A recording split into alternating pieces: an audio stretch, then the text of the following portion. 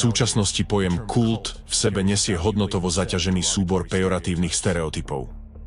Používanie tohto termínu vedie k stigmatizácii, diskriminácii a násiliu voči náboženským menšinám, ako aj spoločenským a politickým združeniam. Okrem toho sú dnes slová kult a sekta natoľko presiaknuté negatívnymi konotáciami, že sa stávajú katalizátormi teroristických útokov a dokonca genocídy.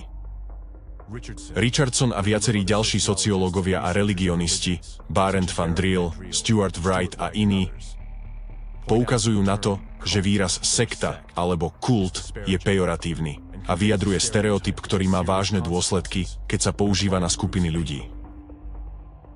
Onálepkovanie skupiny za kult alebo sektu môže byť pre vládu zámienkou na útok na skupinu a jej následné zničenie.